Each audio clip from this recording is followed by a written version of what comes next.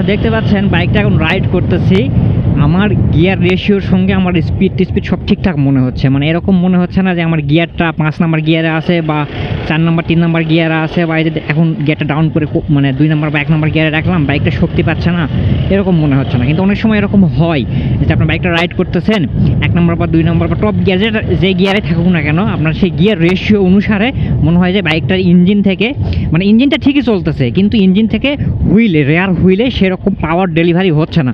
মানে একটা lackings feel হয়, মনে হচ্ছে যে আপনার ইঞ্জিনটা খুব জোরেই ঘুরতেছে, আপনি পুল করতেছেন, গিয়ার টিয়ার সবই ঠিক আছে, কিন্তু মনে হয় কি যে হচ্ছে আপনার হুইলে সেরকম শক্তি পাচ্ছে না। মানে ইঞ্জিন যে পরিমাণ পাওয়ার টর্ক উৎপন্ন করতেছে সে পরিমাণ পাওয়ার টর্ক বা শক্তি আপনার ইঞ্জিন থেকে পিছনের হুইলে যাচ্ছে না।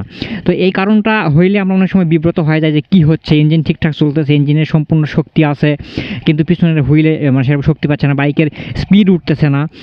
অনেক সময় হচ্ছে কি আপনি অনেক আরপিএম হিট করতেছে, বাইকের আরপিএম 4000 5000 6000 7000 আরপিএম হিট করতেছে, কিন্তু এই 6000 5000 আরপিএমে যে বাইকটা 70 থেকে 80-তে ওঠার কথা কিন্তু সেই অনুযায়ী না উঠে 85 পার হচ্ছে না বা 40 পার হচ্ছে না, এরকম মনে হচ্ছে। তো এরকম অবস্থায় আপনারা বিব্রত হবেন না। আপনারা বিব্রত না হয় আপনারা নিকটস্থ সার্ভিস সেন্টার বা গ্যারেজে যাবেন।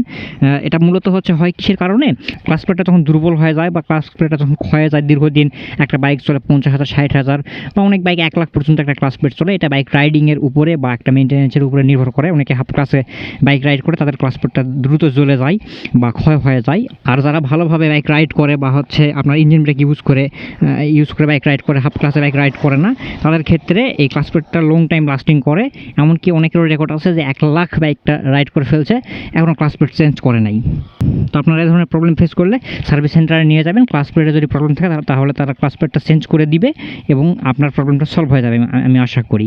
আর এছাড়া যদি অন্য কোনো প্রবলেমের কারণে এটা হয় তাহলে সেটাও তারা ফিক্স করে দেবে। কিন্তু প্রাথমিকভাবে যেটা বলা যায় সেটা হচ্ছে ক্লাস প্লেটের জন্যই হয়। আর এই জিনিসটা আপনিও বুঝতে পারবেন সেটা কীভাবে, সেটা হচ্ছে দেখতে পাচ্ছেন এই যে এখানে এই যে দেখতে পাচ্ছেন এটা হচ্ছে ক্লাস অ্যাডজাস্টমেন্ট স্ক্রু। এখানে দেখতে পাচ্ছেন এই ক্লাস প্লেটটা এখন অনেকখানি এই যে এইটুকু এখনও আছেই। আপনারা যখন ক্লাসটা শেষ হয়ে যাবে তখন এই নাটটা একবার শেষের দিকে চলে আসবে। এছাড়া এই নাটটা শেষ না হয়েও আপনার ক্লাস প্লেট জ্বলে যেতে পারে বিভিন্ন কারণে, এটা আর এক্সপ্লেন করতেছি না। তো এই হইলো ব্যাপার।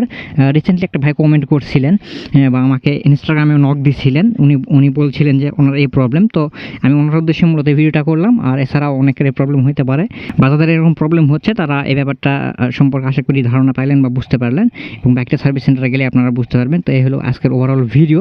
সবাই ভালো থাকবেন, সুস্থ থাকবেন, এবং ভিডিওটা যদি ইনফরমেটিভ মনে হয়, আপনাদের যদি উপকারে আসে, অবশ্যই যারা ইউটিউবে ভিডিওটা দেখতেছেন তারা ইউটিউব চ্যানেলটা সাবস্ক্রাইব করে দিবেন, এবং যারা ফেসবুকে ভিডিওটা দেখতেছেন তারা অবশ্যই আমার ফেসবুক পেজটা ফলো করে দিবেন।